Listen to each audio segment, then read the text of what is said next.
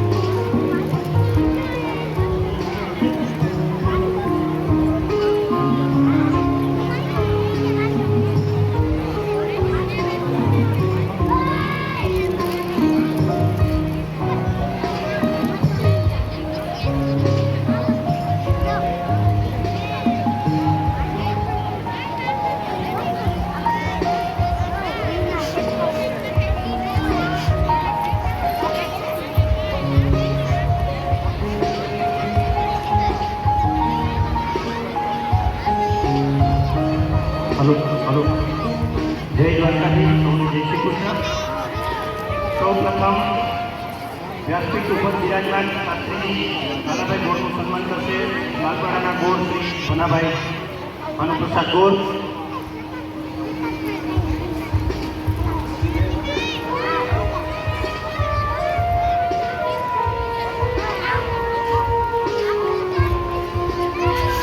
સમસ્ત સત્સંગ મંડળે મહિલા સત્સંગ મંડળ છે એમના વતી ભાગવત ભગવાનનું સાલ ઓઢાડીને સન્માન કરશે શ્રી ભનુભાઈ ગોળ. જામ દેવળિયાથી પધારેલા દીપકભાઈ ભોગૈતા અને જામ દેવળિયાથી પધારેલા વિનાભાઈ બામણિયા બંને વ્યાસપીઠ પાસે આવી અને શાસ્ત્રીજીનું સન્માન કરશે. તો તે બંનેઓને આપણે નમ્ર વિનંતી કરશું કે બંને એટલું ઝડપથી વ્યાસપીઠ પાસે આવી જાય. સન્માનનો દોર છે, આપણે ફટોફટ પરિપૂર્ણ કરીએ જેથી કરી આગળની કથા અને એમના પછી નંદ ઘેર આનંદ કનૈયા લાલ કી. શાસ્ત્રીજીના મા અવલબેન શાંતિલાલ એમને સાડી આપીને સન્માન કરશે શારદાબેન ભનુભાઈ.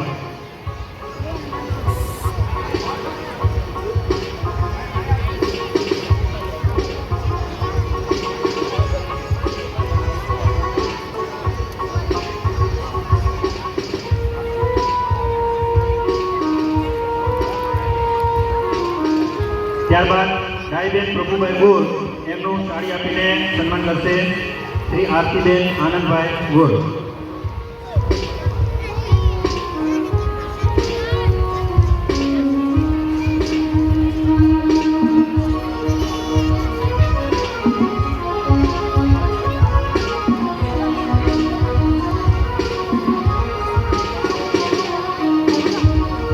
નિલેશભાઈ ગોળના ઘરના પુષ્પાબેન સાડી આપી અને સાડી આપીને સન્માન કરશે આરતીબેન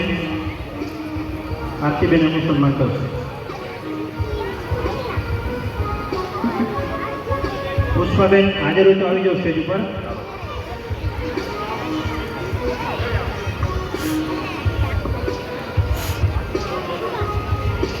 નિલેશભાઈ ગોળના ઘરના પુષ્પાબેન એમને સાડી આપીને આરતીબેન આનંદભાઈ ગોળ એમનું સન્માન કરશે.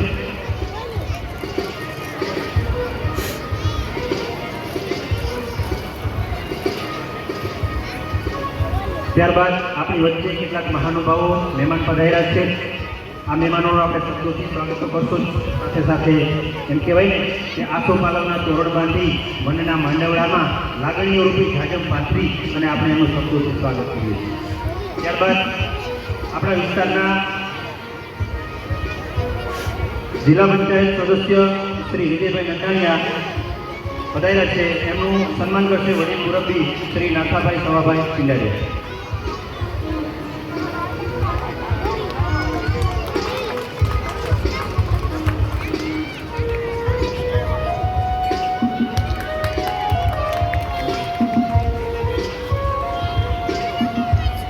ત્યારબાદ તાલુકા પંચાયત સદસ્ય શ્રી જીતભાઈ કેસરિયા એમનું સન્માન કરશે અમીરભાઈ કારાભાઈ ચાવડા ઉર્ફે હરિયો.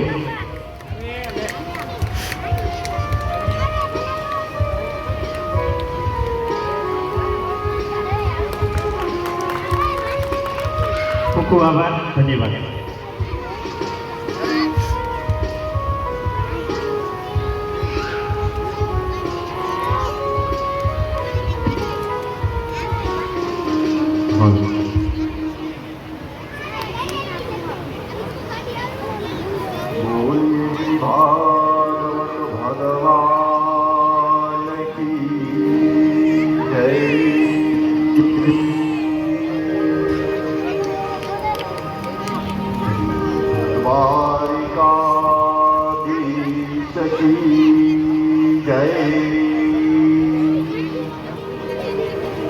श्री शुक उवाच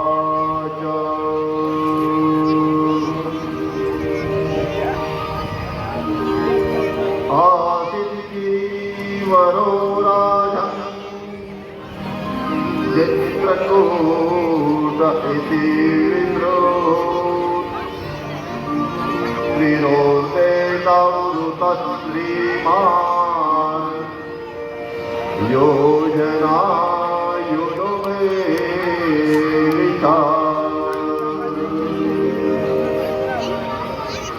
सुखदेव जी महाराज केवा लगा परीक्षित ने क्षीर समुद्र में एक त्रिकुट नामे पर्वत હતો એ પ્રસિદ્ધ અને સર્વ સમૃદ્ધિઓથી યુક્ત 10,000 યોજન જેટલો ઊંચો હતો. એના 3 શિખરો હતા અને આકાશમાં ઝગમગતા હતા. એ પર્વતો સુંદર મજાનું જંગલ હતું. એ જંગલની અંદર એક ગજેન્દ્ર નામનો હાથી રહેતો. ગજેન્દ્ર નિર્ભય થઈ અને હાથણીઓની સાથે ત્યાં જાય છે. ગજેન્દ્ર નામનો હાથી ત્યાં ગયો અને ગજેન્દ્ર નામનો હાથી પોતાની હાથણીઓ સાથે સરોવરની અંદર સ્નાન કરવા લાગ્યો. જ્યાં એ સરોવરની અંદર સ્નાન કરતા હતા એ ગજેન્દ્ર હાથી પોતાની હાથણીઓની સાથે લઈ સ્નાન કરે. આનો મર્મ તમને સમજાવું. ગજેન્દ્ર હાથીની કથાનો મર્મ ટૂંકમાં સમજીએ આપણે તો ત્રિકુટાચલ પર્વત એટલે ઉપરની 3 ટોચ રજોગુણ, સત્વગુણ, તમોગુણ. એની નીચે સરોવર એટલે આ પૃથ્વી. એ સરોવર એમાં મોહ નામનો એક મગર રહીએ. એ મોહ નામનો મગર રહીએ અને એમાં આપણે બધા જીવ ગજેન્દ્ર હાથી આપણે બધા એમાં સ્નાન કરવા જાય. જેવો આ જીવ છે એ સ્નાન કરવા જાય ને એટલે મોહીનો પગ પકડી લે. આ ગજેન્દ્ર હાથીની એકદમ સીધી કથા. આ ગજેન્દ્ર નિર્ભય થયો અને પોતાની હાથણીઓ સાથે સ્નાન કરવા માટે જાય.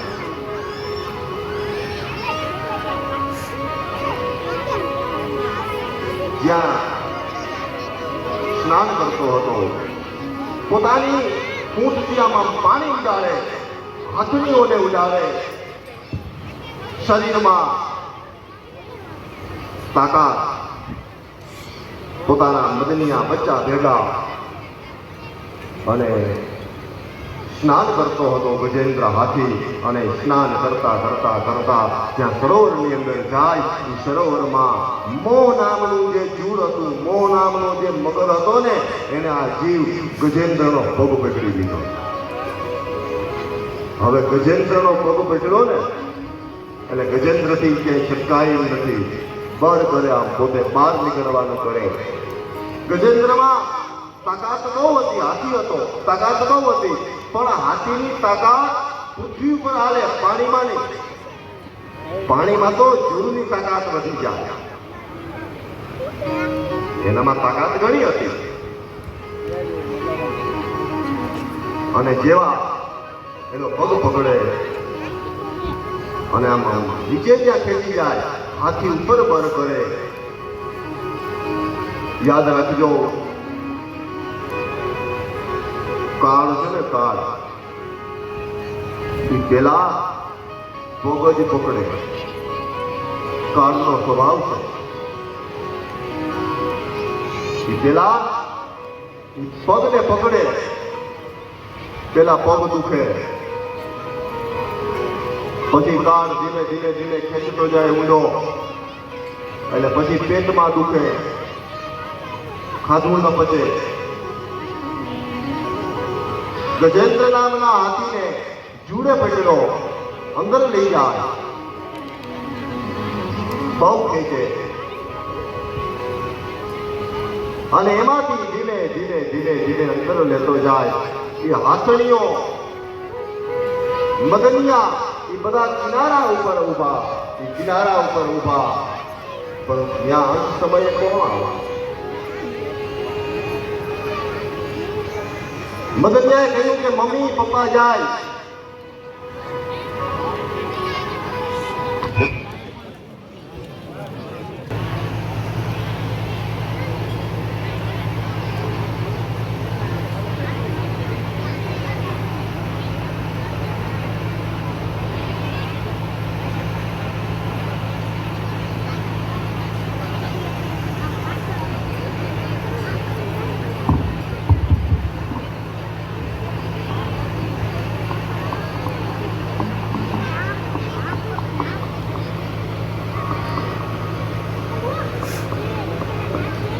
અને ગજેન્દ્ર નામના હાથીનો પગ પકડ્યો, અંદર ખેંચે. મદનિયા હાથણીઓ બધા માથે ઊભા ઊભા જોઈ. ગજેન્દ્ર હાથી ઊંડો જાતો હોય, મદનિયા પાસે આવી કે માં, હા બાપ જાય, મમ્મી પપ્પા જાય. મેળો ખેંચવા ગજેન્દ્ર કાળે પગ પકડી લીધી. આ કાળની નિશાની છે. પેલા પગ પકડે, પછી ધીમે ધીમે ઊંચું આવે એટલે પેટ પકડે, પછી ધીમે ધીમે દાંત આવે, દાંત જાય, પછી ધીમે ધીમે ઊંજવાનું બંધ થાય, ધીમે ધીમે કાન જાય. આ બધી કાળની જ નોટિસ છે. કવિ પિંગલે લખ્યું, કઈ જગ જગ નહીં તે હજા પટાક માગ પાક માગ માગ માગ યાદા કપરા. આ બધી કાળની જ નોટિસ છે. જગ જગ નહીં તે હજા પટાક માગ પાક માગ માગ માગ યાદા કપરા. જગ જગ મુખ ગાન ભજન જપ ભાગ ભાગ સમય વિચાર લાગ ભાગ જગરમ. ત્રગ ત્રગ ત્રગ એટલે આંખમાંથી તેજ જાય, એક આંખમાંથી જાય, બીજી આંખમાં રહી જાય, એવું ન થાય. બે આંખમાંથી તેજ જાય, કાને નોરી સાયલ છે. એટલે બે વાર શબ્દ વાપરો, ત્રગ ત્રગ નહીં તે, અને પછી તે બધા તમારા દેવ કે દેવ પદું સૂચીએ બીજો પદ રેડિયો એમની બે પદું પીડા. ત્રગ ત્રગ નહીં તે હજાર જાગ માગ માગ માગ માગ માગ યાદ પરા. જાગ જાગ મુખ દાન બચન જપ ભાગ ભાગ સમય વિચાર લાગ ભાગ જગરમ. ભાગવત ભાગ જાય તું ભાગનાર જાગનાર હે જાન રાજા અકાલ પ્રસન્ન. મોટામાંથી તાપ પીયા જાય, બોલવું હોય નહીં અને બોલાય નહીં. જગ જગ નહીં તે હજાર લાખ માગ માગ માગ ભાગ ભાગ જગ જગ મુદન બચન જપ ભાગ ભાગ જમય વિચાર લાગ ભાગ જગરમ. પગ દુખે, તાપ જાય, આંખ જાય,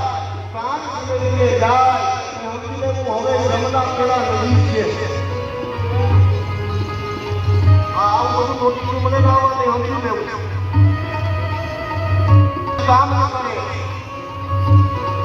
શરીરમાં લકવા થાય, પછી મંદિરે જવાની ઈચ્છા થાય પણ પછી મંદિરે ભૂગાઈ જાય, શરીર કામ ન કરે. પછી જે સાઈડમાં લકવા થયા હોય છોકરા વાળાના પૈસા છે પણ એવો જવો ફેરાવી એવા ખિસ્સામાં છીએ, લકવા વાળા ખિસ્સામાં છીએ, ખિસ્સામાં હાથ જાય તો મંદિરે ધરાઈ જાય.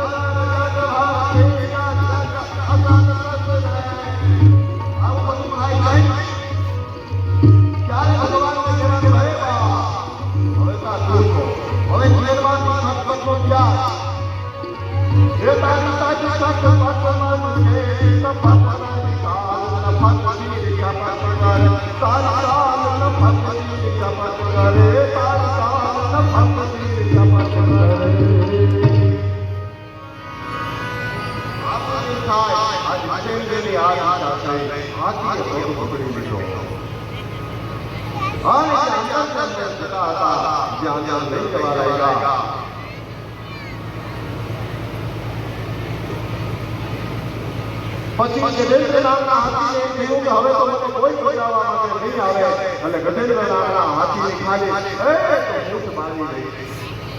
બાકી તો આખો પાણીમાં ગરકાવ થઈ ગયો, ખાલી મૂછ મારી ગઈ. અને એને યાદ આવ્યું કે આ મને કોઈ આ કાંઠે ઉપાવાળા નહીં બચાવી શકે, હવે તો મને ભગવાન દ્વારકાધીશ બચાવેલો થાય. પણ આજની સુધી મેં એને યાદ ન કર્યા. હવે છેલ્લી ઘડીએ મારે હું કરવું? અને સરોવરના કિનારે એક કમળ ખીલેલું હતું. ગજેન્દ્ર હાથીએ પોતાની મૂંઢથી એક કમળને સ્પષ્ટ કરી અને ભગવાન દ્વારકાધીશના ચરણમાં અર્પણ કર્યું કે ભગવાન અમારી છેલ્લી પૂજા માની લેજે. જય ભગવાનની પૂજા કરી અને જ્યાં ભગવાન દ્વારકાધીશને પુકાર્યા, અંકના નાદથી ભગવાનને પુકાર્યા, દ્વારકા મેં સપ્ત ગયો, શોર ભયો ભારે. અંતરથી નાદ થયો ને, અંતરનો નાદ સીધે સીધો દ્વારકાવાનો અંત. દ્વારકા મેં શબ્દ ગયો, શોર ભયો ભારે. શંખ ચક્ર ગદા પદ્મ ગરુડ લઈ સિતારે. હે ગોપાલ અંત જીવન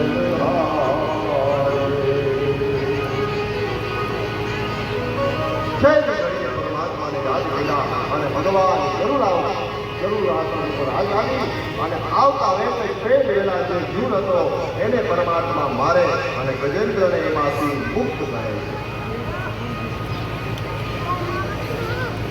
કાળના મુખમાંથી ભગવાન સિવાય કોણ બચાવે?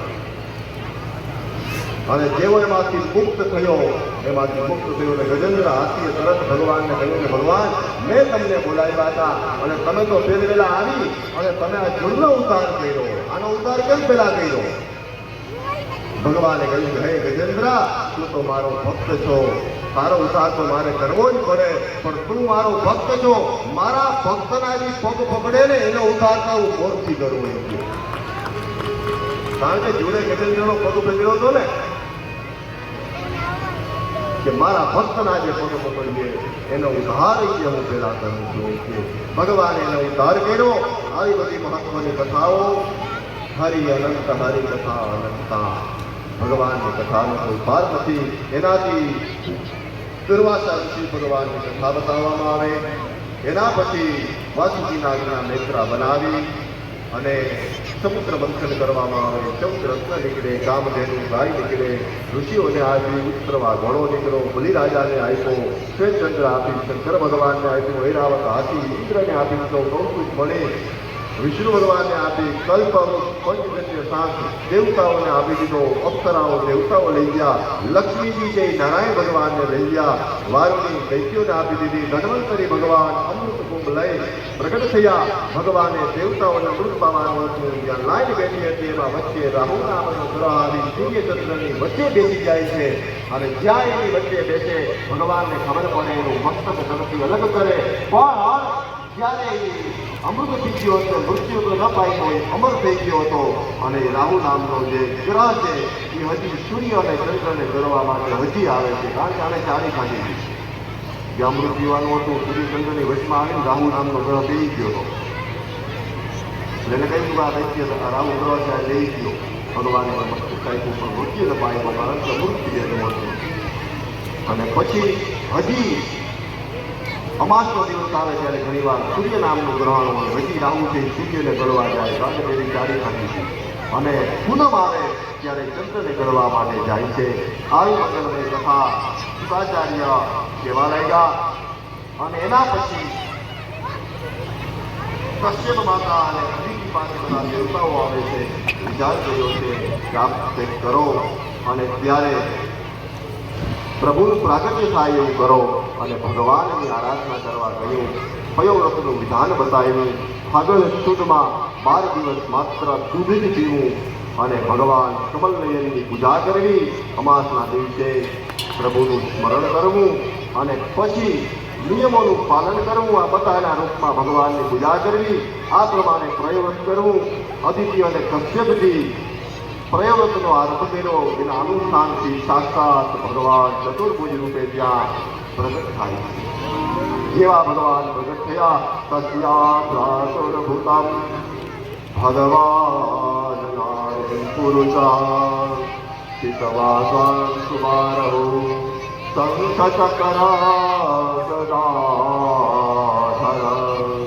કશ્યપ અને અદિતિ સામે ભગવાન પ્રગટ થયા. શંખચક્ર ગદાપદ્મને ધારણ કર્યા. અદિતિ પોતાના આસન ઉપરથી ઊભા થયા. ભગવાનને દંડવત કર્યા. પછી ભગવાનની સ્તુતિ કરવા લાગ્યા. અદિતિ છે ભગવાનની સ્તુતિ કરે છે. યજ્ઞેશ યજ્ઞ પુરુષાખ્ય તીર્થપાદમ તીર્થશ્રવાણ પ્રવાણ મંગલમ નામ દેયા. હે પ્રભુ, તમે યજ્ઞના સ્વામી છો. તમારા ચરણોનો આશ્રય લઈ અને ભવસાગરને તરી જાય.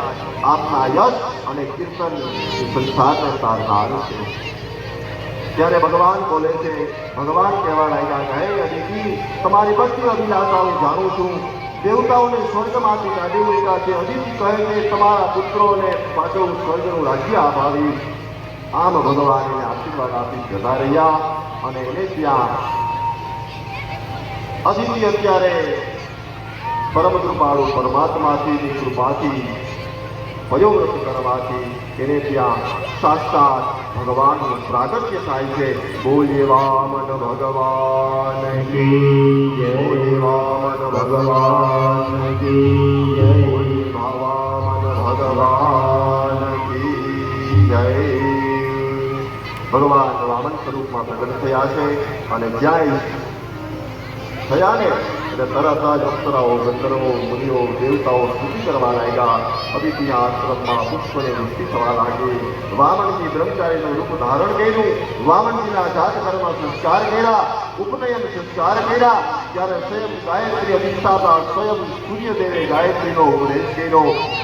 દેવોના ગુરુ બૃહસ્પતિ દ્વારા યજ્ઞો પવિત્ર અર્પણ થઈ. અને પછી એમ કરતા કરતા કહ્યું, વામનજી એવું સુંદર મજાનું સ્વરૂપ છે. એ સમયે ભગવાને સાંભળ્યું કે રાજા બલિ યજ્ઞ કરે છે, આપ ત્યાં જાઓ. અને હવે ભગવાન વામન વિષ્ણુ ભગવાનનો અવતાર વામન ભગવાન થઈ અને એ બલિ રાજાને ત્યાં યજ્ઞ કરવા માટે જાય છે. વિષ્ણુ વામન થઈ ચાલ્યા રે, વિષ્ણુ વામન થઈ ચાલ્યા રે, વિષ્ણુ વામન થઈ ચાલ્યા રે, વિષ્ણુ વામન થઈ ચાલ્યા રે. મતારવા બીજો ઇન્દ્ર મારા વાલા, મતારવા બીજો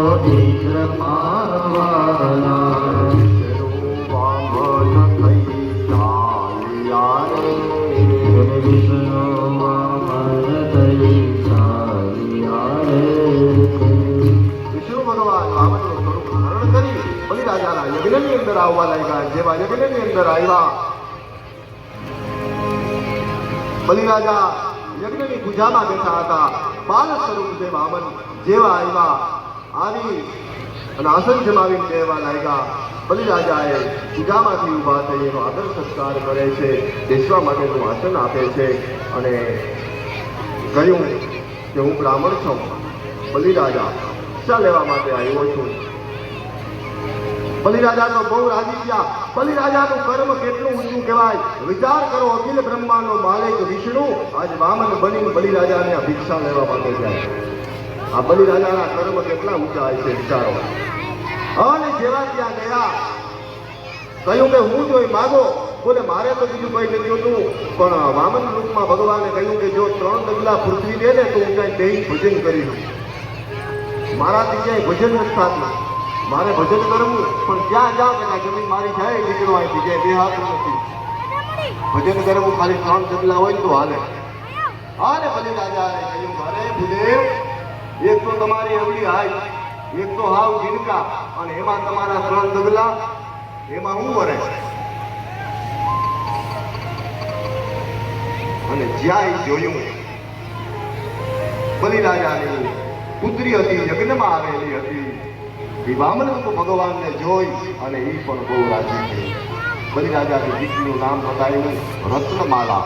એ રત્નમાલા ત્યાં બહુ રાજી થઈ. આવો દીકરો હતો.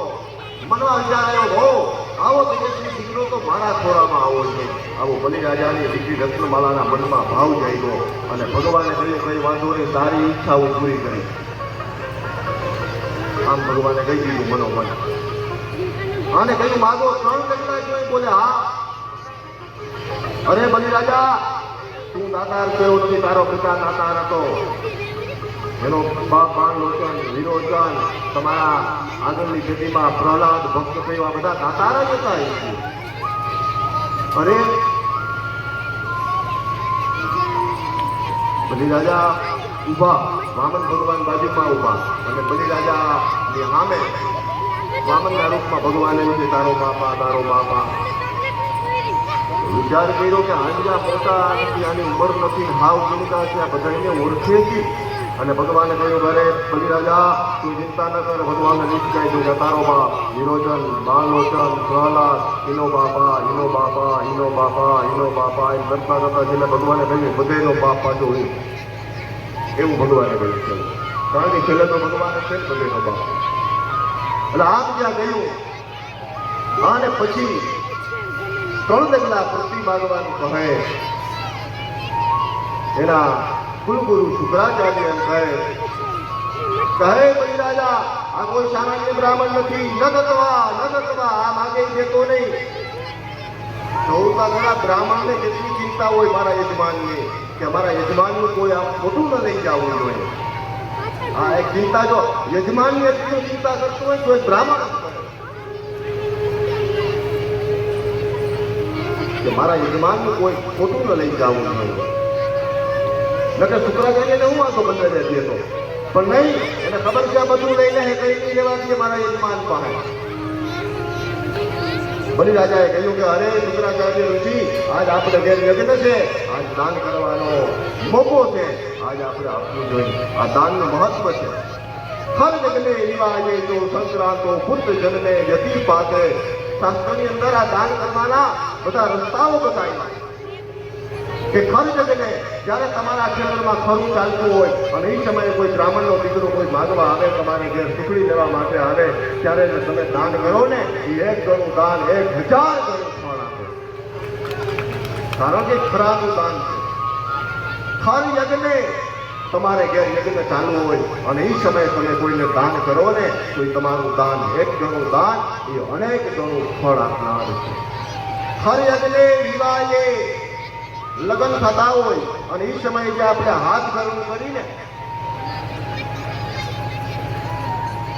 એ હાથ ગરમ આપણે જે કરીએ ને, એ 1 ગણું દાન એ 1000 ગણું ફળ આપે. દૈતા બ્રાહ્મણ હાથ ધરવાનો સમય છે, સમય વર્ષે ઈશાવદાન ઘણી ઘણી છે કે આ સમયને હાચવવા જેવો છે, હાચવી દે. એ હાથ ભેડું કરીને એ 1 ગણું દાન 1000 ગણું ફળ આપનાર. હવે આજ તો ક્યાં લગ્નમાં એ બધી આ કહેવાય બધી ભાવના મટી ગઈ. નોતરું આવે એટલે પહેલા આપણે જોતા એને કેટલા લખાવ્યા હતા, કારણ કે 51 લખાવ્યા હતા, જાઓ 51 બુડી આવો. અને ભલા મારા એને તને ક્યાં જોયું અંદરની ભાવના જ નથી ગઈ. હા ભાઈ હજી નોતરું આવ્યા પહેલું સીધા વધારવાનો લિસ્ટ કાઢી દીધું. પણ આ 1 ગણું દાન એ 1000 ગણું ફળ આપનાર છે. ખરી જગને વિવાહે સંક્રાંતો. આ બધો તમને હું વિસ્તાર કાલ પરમની કથા મને લઈ થોડો, અત્યારે સમયનો અભાવ છે.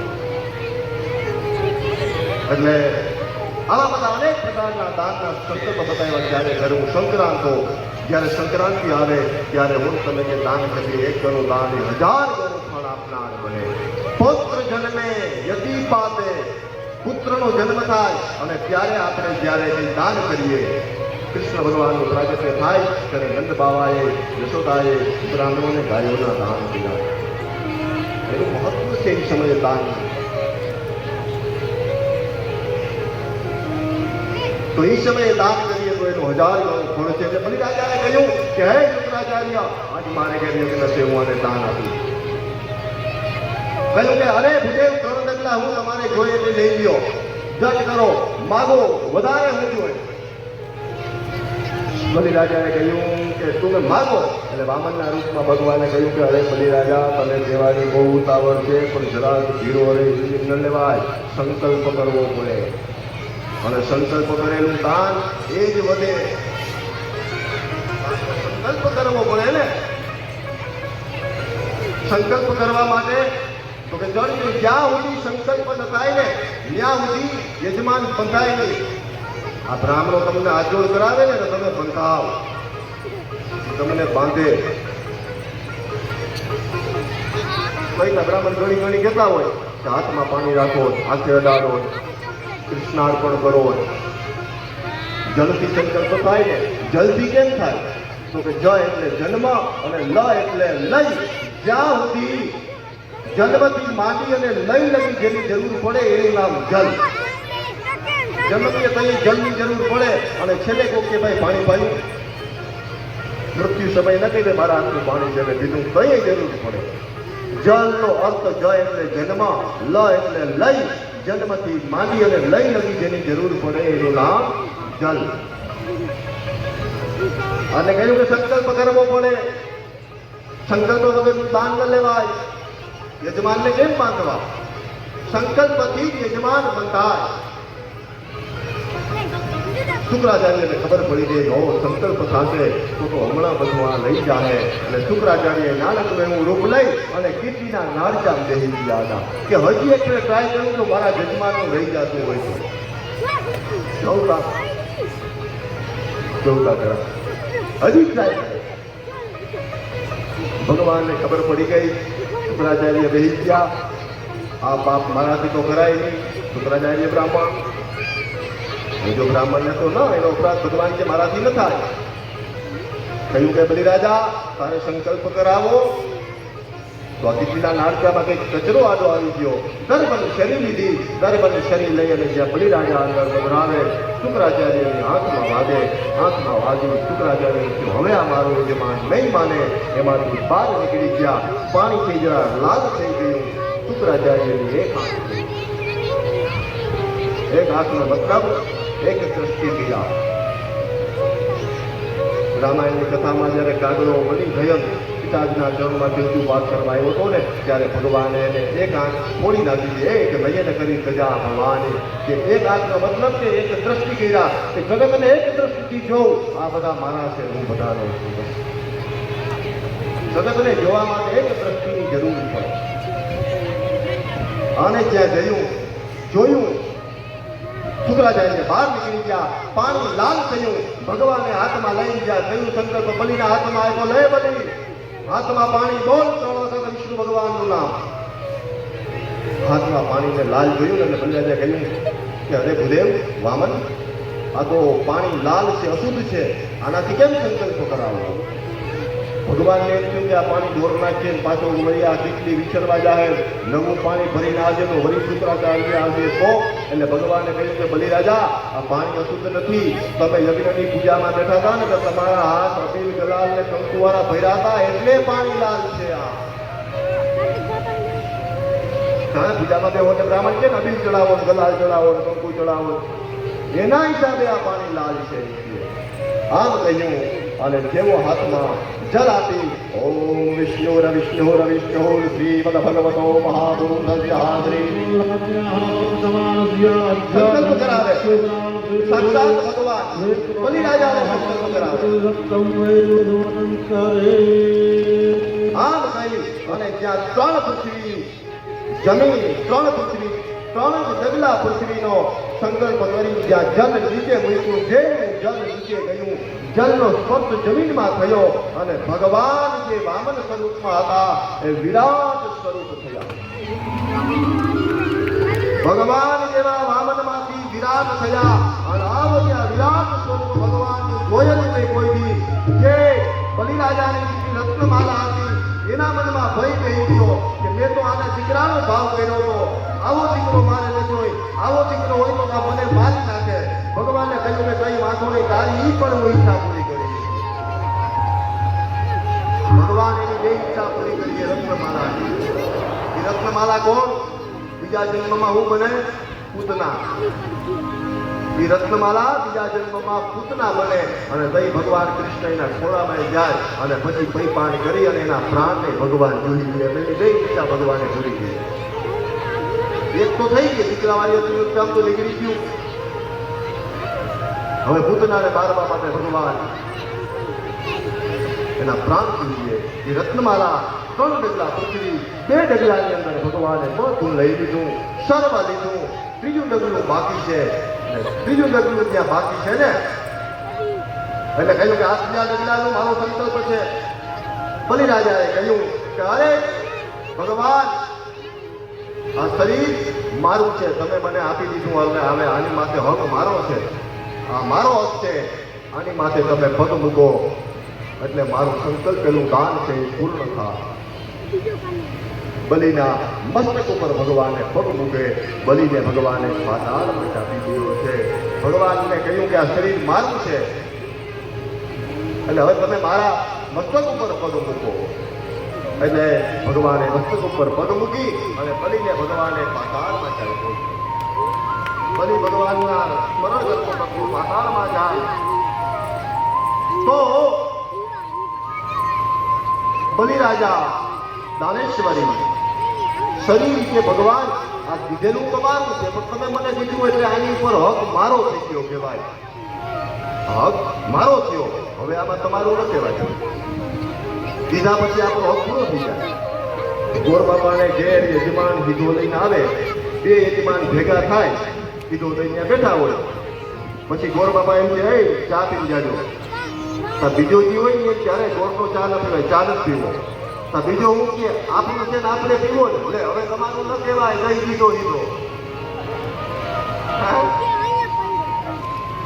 જે પેલા ભેગા એટલા વાતો કરતા હોય એ દાદા આપણું છે ને આપણે પીવું, એ તમારું હતું ત્યાં સુધી, તમારી પાસે હતું ત્યાં સુધી દઈ દીધા પછી અધિકાર તમારો પૂરો થઈ ગયો કહેવાય. એમ બલિરાજાએ કહે કે ભગવાન આ શરીર મારું છે, હવે કારણ કે તમે તો મને આપી દીધું, મારા મસ્તક ઉપર ચરણ પધરાવો. ભગવાનના મસ્તક ઉપર ભગવાને ચરણ પધરાવ્યો. બલિરાજાને ભગવાને પાતાળમાં કાપી દીધો.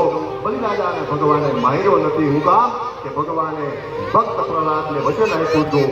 ભક્ત પ્રહલાદે કહ્યું હતું ભગવાન તમે મારા પિતાને ભલે માર્યા પણ હવે તમે મારા વંશમાં કોઈને મારજો માં. એટલે બલિરાજાનું ભક્ત પ્રહલાદના જ વંશમાં થયા એટલે ભક્ત પ્રહલાદનું વચન રાખવા હારું થઈ અને ભગવાને બલિને પાતાળમાં ચાપી દીધો, માર્યો નથી. પાતાળની અંદર ગયા બલિરાજા. આવી મંગલમય કથા શ્રવણ કરી રહ્યા અને સુખદેવજી મહારાજ પરીક્ષિત રાજાને આ કથા શ્રવણ કરાવે છે. અને બલિરાજા પાતાળમાં તો ગયા, બે ડગલામાં સર્વ લીધું અને ત્રીજા ડગલામાં સ્વ એટલે બલિ પોતાને લીધો અને ત્રણ ડગલામાં ભગવાને એવું લીધું સર્વ સ્વ. સ્વ એટલે હું, સર્વ એટલે બધું. બે ડગલામાં બલી નું લીધું અને બીજા ડગલામાં બલી મેં લીધું. પેલા બલી નું જે હતું લઈ લીધું અને બલી પોતાની લઈ લીધું. તો ભગવાનની આ કથા નવમ સ્કંદની અંદર હવે આપણે આઠમા સ્કંદને વિરામ આપી મનવંતરોની કથાને નવમ સ્કંદની શરૂઆત વૈવસ્વતના પુત્ર સુદમ્નની કથા આવી મંગલમય કથા શ્રવણ કરતા કરતા કરતા એમાં ભગવાનની કથાનો સમય આગળ આગળ જવા લાગ્યો. પરમ કૃપાળુ પરમાત્મા સુખદેવજી મહારાજ પરીક્ષિત રાજાને આ કથા શ્રવણ કરાવી રહ્યા અને પરીક્ષિત રાજા છે એ ભગવાનની કથા એક ચિત્તથી પ્રભુની કથા શ્રવણ કરે. હવે એક સમયે આગળની કથામાં તમામ કથાઓને આપણે સ્પષ્ટ કરતા કરતા કરતા જાય એમ આગળ ગંગાવતરણની કથા આવશે. અંશુમન એના પુત્ર દિલીપના પુત્ર ભગીરથ એના તપશ્ચર્યા દ્વારા ગંગાજીનું અવતરણ થાય. હું કામ કપિલ મુનિના શાપથી સગર રાજાના 60,000 દીકરાનો નાશ થયો હતો. કઈ રીતે નાશ થયો હતો તો કે જે અશ્વને લઈ જતા હતા અને ઇન્દ્રએ અશ્વને કપિલ મુનિના આશ્રમની અંદર બાંધી દીધો અને 60,000 દીકરા ગોતતા ગોતતા કપિલ મુનિના આશ્રમમાં આવીને પર ખોટો આરોપ નાખે. કપિલ મુનિના શાપથી 60,000 દીકરાનો નાશ થયો. વિચાર કર્યો કે હવે આનો ઉદ્ધાર કેમ કરવો. ત્યારે ભગવાનની તપશ્ચર્યા કરવા લાગ્યા અને તપશ્ચર્યા કરતા કરતા કરતા જ્યાં આગળ જતા હતા અને એ સમયે અંશુમાન રાજા તપ કરવા લાગ્યા. એના પુત્ર દિલીપ તપ કરવા લાગ્યા.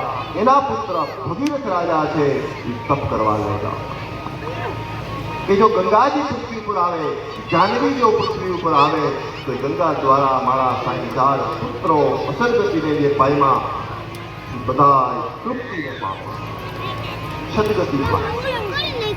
ગંગા અવતરણની કથા બતાવવા લાગ્યા અને એવી જ રીતે જ્યાં ભગવાનના અવતારોની કથા બતાવી એક પેઢી જતી રહી. તપ કર્યું, ગંગાજીના એવા દિલીપ તપ કરે, જિંદગી પૂરી થઈ. ગંગાજીના આવ્યા એનો પુત્ર ભગીરથને એમ થયું કે મારા પિતાની ઈચ્છા છે હું પૂરી કરું.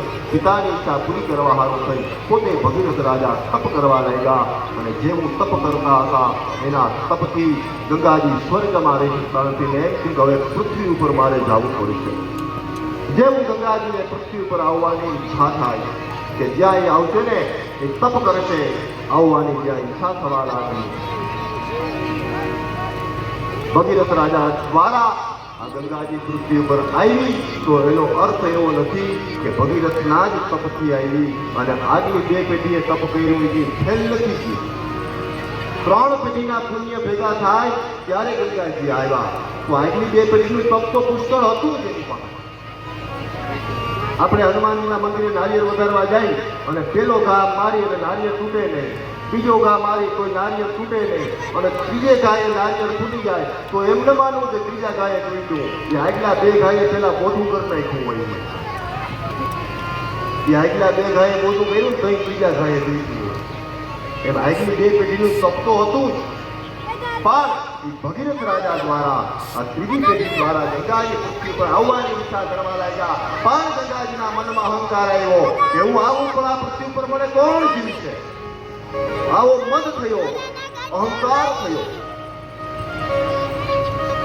જીલવાની વાત કરી કે મને કોણ જીવશે. અને જ્યાં આ વાત થઈ અને ભગવાન ચંદ્રશેખર મહાદેવે વંદે દેવ ઉમાપતે સુરગુરુ વંદે જગત્તારણમ વંદે પન્નગ ભૂષણમ ચ મૃગધરમ વંદે પશુલંપતે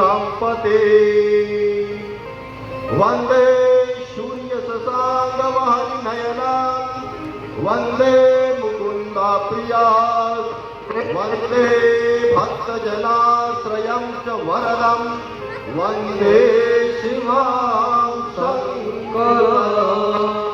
ભગવાનની સ્તુતિ કરી અને ભગવાને મસ્તક ધોળાવી અને જ્યાં જટા ખોલી ગંગાજી કેવા લાગ્યા કે આ પૃથ્વી ઉપર મને કોણ જીતનાર છે?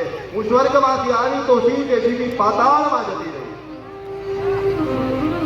અને ભગવાન શંકરે મસ્તક ધોળાવી જ્યાં જટા ખોલવા લાગ્યા અને જ્યાં ભગવાનની જટા ખોલવા લાગ્યા અને ગંગાજી આવ્યા અને જેવા ભગવાને મસ્તક અને પાછી જ્યાં જટાને પગ કરે અને ભગવાને જટાને પગ કરી તો ગંગાજી અંદર મૂંઝાવા લાગ્યા. ત્યાં ગંગાજી અંદર અને જટામાં વયા ગયા, સમાઈ ગયા, ક્યાંય નીકળાતું નથી. અને જ્યાં જટામાં જોયા ગંગાજી અંદર રહ્યા, ભગવાન આમ બેઠા. એને તો ખબર જ નથી પડી કે મહારાજ ઉપર ગંગાજી આવી ગયા, આમાં વિચાઈ ગયા. એ તો એમ બેઠા. ભગીરથ રાજા ભગવાનના ચરણે આવ્યો કે હે ભગવાન, મારે તો આ એની સમસ્યા રહી. તો કે ઉપરથી આવ્યા ત્યાં તો તમે જીતી લીધા. જ્યાં સુધી પૃથ્વી ઉપર નહીં આવે ને ત્યાં સુધી અમારા જે વંશ પરિવાર છે એ ભગીરથ રાજાના જે 60,000 દીકરા છે એનો ઉદ્ધાર નહીં થાય. માટે હે ભગવાન, આપ એક લટ ખોલો. અને પરમાત્માએ ખાલી એક લટ ખોલ્યો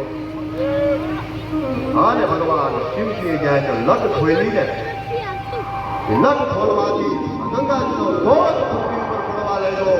આગળ ભગીરથ રાજા ચાલતા જાય, એની પાછળ ગંગાજી ચાલતા જાય અને એનું નામ છે જાહ્નવી. જાહ્નવી નામથી પણ ગંગાજી ઓળખાય છે. ચાંદમાંથી ઉત્પન્ન થયેલા ગંગાજી તો 3 છે. એક વિષ્ણુ ભગવાન. ગંગાજીમાં તમે સ્નાન કરો ને તો ગંગાજીમાં સ્નાન કરનારો માણસ બ્રહ્મા, વિષ્ણુ અને મહેશનું રૂપ બની જાય. કોઈની સમય મળે ને તો હરિદ્વાર ગંગાજીમાં સ્નાન કરજો. હજારો વર્ષથી એમનેથી પાણી જાય. વિચાર તો કરો, ક્યાંથી આવે ક્યાં જાય. હજારો વર્ષથી એમને એનું વહેન ચાલુ છે. કોઈની સમય મળે ને તો બીજે ક્યાંય ન પુગાય. એમ કહીએ 5 હાથનો ટાઈમ છે તો આપણે એકલા ઘરના ને બધાને લઈને સમય મળે તો ઘરનાવને પણ હરિદ્વાર જવાય. ત્યાં 5 દિવસ રોકાવાય, ગંગાજીમાં સ્નાન કરાવે છે. ગંગાજી જીવતા તો મુક્તિ કરે પણ એમાં કોઈ અસ્થિનું વિસર્જન કરે ને તો કે બોલો બહુ સારો છે, મને આવડતો નથી પણ છે સારો. જેના ગુરુમાં કૃષ્ણ હરજે ભાગીરથ એવું કંઈક છે. નથી આવડતું ખોટું કોઈ બોલવું એટલે જ્યાં થઈ રહ્યા અને ગંગાજી પૃથ્વી ઉપર આવ્યા, એનો ઉદ્ધાર થયો. પછી તમને સમજાવ્યું કે માણસ 3 રૂપ કેમ બને. ગંગામાં સ્નાન કરવાથી બ્રહ્માનું રૂપ બને, વિષ્ણુનું રૂપ બને અને શિવનું રૂપ બને. એ કેવી રીતે બને એવું તમને આવતીકાલે તો પરમ કૃપાળુ પરમાત્મા ગંગા શ્રવણ થઈ. ગંગા ઉત્સવની શ્રવણ થવા થઈ. પછી ભાગવતજીના 9મા સ્કંદની અંદર તમે આગળ જાઓ તો કથાનો કોઈ પાર નથી. અને એમાંથી સૂર્યવંશની કથામાં આની અંદર ભગવાન રામનું પ્રાગટ્ય આવે. ભગવાન રામના પ્રાગટ્યમાં 2 અધ્યાયમાં શ્રીમદ ભાગવતમાં રામાયણનું વર્ણન બતાવ્યું. શ્રીમદ ભાગવત છે ને એમાં 2 અધ્યાયમાં રામાયણનું વર્ણન બતાવે છે. અને એમાં જે સૂર્યવંશની કથા આવે અજના દશરથ અને દશરથને જે ભગવાન રામનું પ્રાગટ્ય થાય તો હવે 5 મિનિટ અડધી 20 મિનિટ પૂરતા આપણે અયોધ્યાની અંદર બધા જઈ અને પછી ડાયરેક્ટ આપણે 6 ને 5 નંદ મહોત્સવ ઉજવવાનો છે. અને 7:30 વાગ્યા સુધી આપણે 7 વાગ્યા સુધી શાંતિથી રમવાનું છે. છેલ્લે મને 7 વાગ્યા સુધીનો ટાઈમ દીધેલો હતો.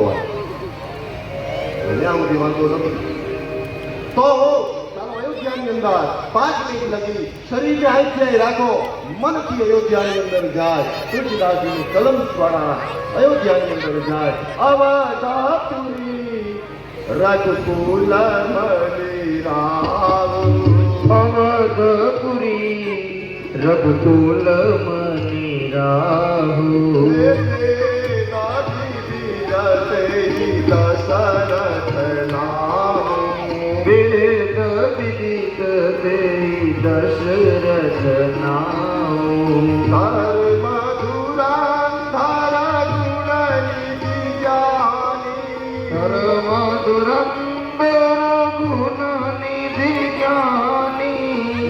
જગય ભગતિ મતિ સારંગ પાણી જગય ભગતિ મતિ સારંગ પાણી અમત પુરી રઘુકુલ મની રામ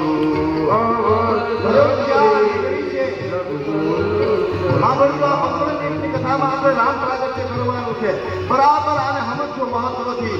ભગવાન તુલસીદાસજી ફેરવેલા રામને વંદન નથી કરતા, દશરથજીને વંદન નથી કરતા, કઈ સુમિત્રા કઈને વંદન નથી કરતા. ફેરવેલા ભગવાન રામ અયોધ્યાની ભૂમિને વંદન કરે. હું કામ કે આ ભૂમિની અંદર આવા નરકુંડો પાયકા. પેલા અયોધ્યાની ભૂમિને પગે લાગે. અમદાપુરી રઘુકુલ મની રામ અમરપુરી રઘુકુલ મની રાહુ